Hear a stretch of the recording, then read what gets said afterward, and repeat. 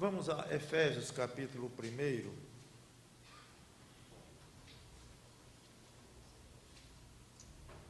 Há uma repetição de um termo, na realidade mais do que uma repetição, porque 3 vezes esse termo é citado. Versículo 6, para louvor da glória da sua graça. Versículo 12, a fim de sermos para louvor da sua glória.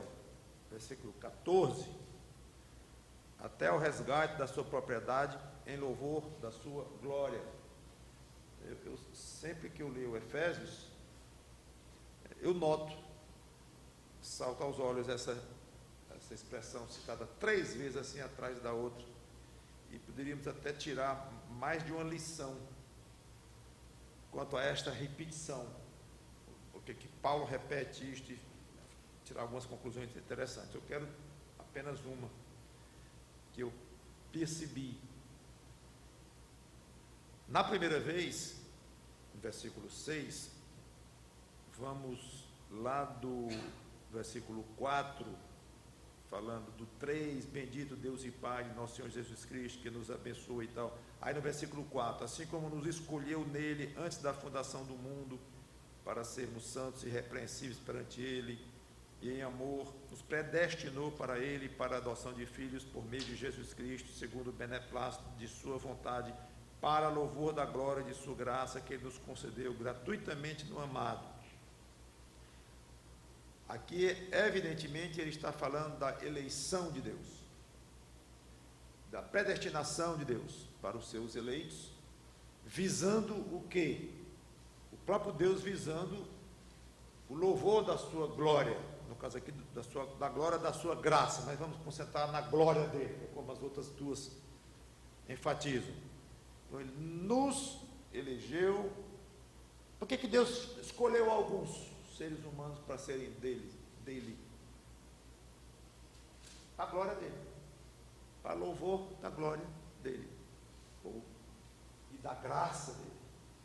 Ótimo.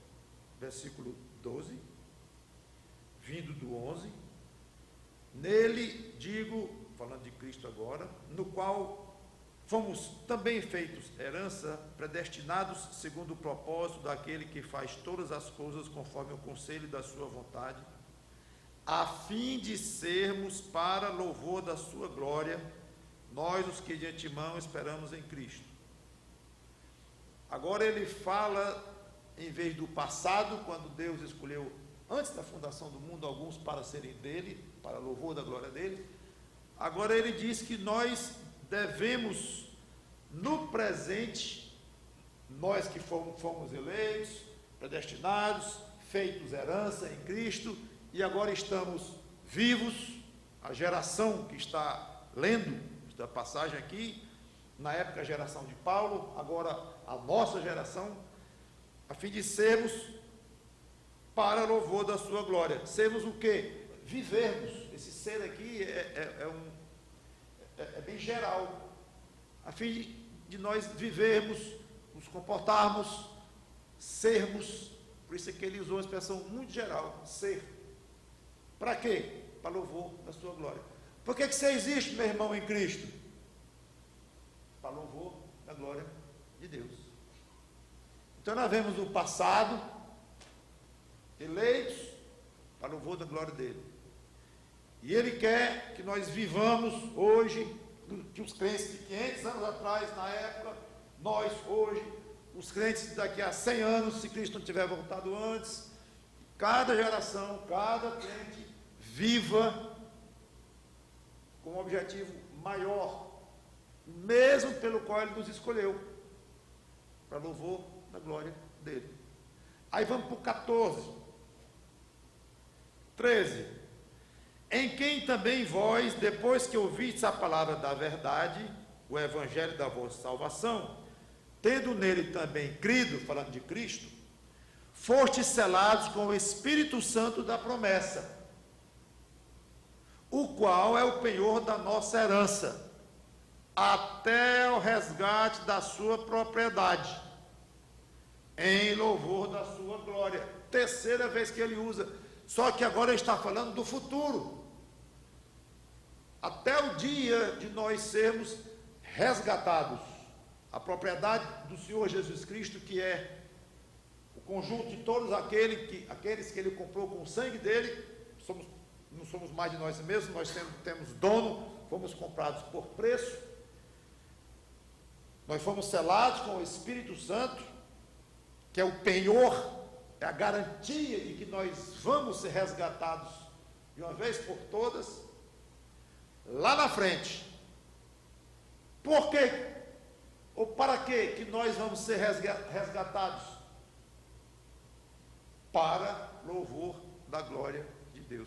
Mesmo motivo. Passado, presente, futuro. Deus nos escolheu para louvor da glória dele. Nós devemos viver para louvor da glória dele. E nós seremos um dia resgatados de uma vez por todas para ficar eternamente com o Pai, com Cristo, nos céus, novo céu, nova terra, para louvor da glória dele. Ou seja, parece que tudo se resume nisto.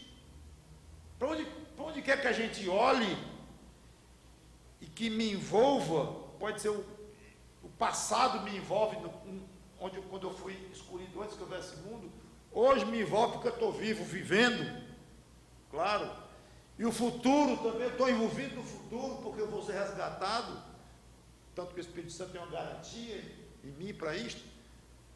Para onde eu olhe, só tem uma coisa na minha frente aqui, que Paulo coloca na sua frente, na frente do crente, para louvor da glória de Deus. Então, a primeira lição, eu quero tirar duas lições. A primeira lição é esta: tudo que você imaginar, pense, glória de Deus.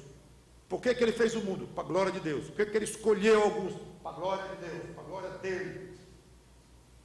Tudo. Você deve se internar no hospital e ficar lá sofrendo um bocado. Ixi, o que eu faço aqui para Deus? Que é o meu propósito aqui, o propósito dele aqui para mim e tal. Bom, uma coisa eu garanto logo, sem nem pensar muito: estou aqui para a glória de Deus. Agora, na prática, eu vou tentar falar para os médicos do Evangelho, para as enfermeiras, meu vizinho, eu vou tentar isso, aquilo. Aí a parte prática, como Deus vai abrindo as portas. Mas de uma maneira conceitual, não precisa pensar duas vezes. Então, eu vou casar, é para a glória de Deus. Eu não vou casar, deve ser para a glória de Deus. Vou passar num concurso, é para a glória de Deus. Eu não vou passar num concurso, eu gostaria muito de reverter isso para a glória de Deus. A primeira lição é essa. Em tudo, nas coisas pequeninas e nas coisas grandes da sua vida, nos sucessos e nos aparentes fracassos. Olha os aparentes aí. Que seja para a glória de Deus. E na hora que você utiliza um fracasso para a glória de Deus, deixou de ser fracasso. Pode ser fracasso na medida aqui do mundo, na maneira de a gente ver as coisas. Como o exemplo que eu dei, não passar num concurso, por exemplo, é um fracasso, em termos do mundo, em termos das coisas daqui, mais imediatas, parece mesmo que é, mas se o crente souber reverter aquilo para a glória de Deus, pode ser um dos momentos mais ricos da vida dele, mais úteis a Deus, aquele momento de aparente fracasso, se ele usar a glória de Deus. A segunda lição que eu quero é esta aqui. Quando olhamos para o passado, quando Deus nos elegeu para a glória dele, ele agiu, foi ele que nos escolheu. Ótimo, não tive nenhuma participação nisso. Quando olha para frente, que o Espírito Santo habita em mim, como garantia de que eu vou ser resgatado um dia em Cristo, para a glória de Deus, também não tenho participação nenhuma nisso. Eu vou ser resgatado, é a mão poderosa dele que vai dizer: venha para perto de mim. Lá você já é meu desde que se converteu, mas agora estava lá no mundo, eu lhe protegi com o Espírito Santo, agora chegou a hora. Venham todos para mim. Nós vamos ser apenas levados com muito gosto, muito prazer, ser resgatados. Mas nossa participação também é só ser resgatados. No meio, que é do versículo 12, que fala do presente, a fim de sermos para louvor da sua glória. Agora, esta aqui tem a ver com você. Esta aqui, você não pode dizer, eu vou ficar aqui passivo, da maneira que eu fui eleito lá, antes de existir, da maneira como você é resgatado lá na frente por um poder de Cristo totalmente exterior a mim, você é alvo desta operação resgate. Então aqui no presente também eu vou vivendo passivamente, eu não posso fazer nada, para a glória de Deus, Deus que se glorifique em mim. Não é bem assim. Interessantíssimo isso. Então, na sua vida hoje, você pode contribuir de uma maneira ativa, consciente, inteligente, pensada, proposital. Ele quer que eu viva hoje para a glória dele, para que ele seja louvado, glorificado, exaltado. Então, é um alvo adicional na nossa vida. O que é que eu posso fazer, contribuir ativamente para a glória de Deus? Porque ele espera que eu viva assim. Está aqui no versículo 2, é o que ele está dizendo, a fim de sermos para o louvor da sua glória. Se não for, para ele é uma decepção de Deus, porque Deus sabe tudo o que vai acontecer, mas é uma tristeza, é um motivo de tristeza, porque ele está contando que você vai viver para a glória dele. Então, esta é a segunda lição que eu pessoalmente tiro dessas 3 vezes em que essa expressão, ou mais do que expressão, esse conceito aparece aqui. Graças a Deus, que ele é um Deus que merece toda honra e toda glória, e nos escolheu para louvor dele, vai nos resgatar para louvor dele.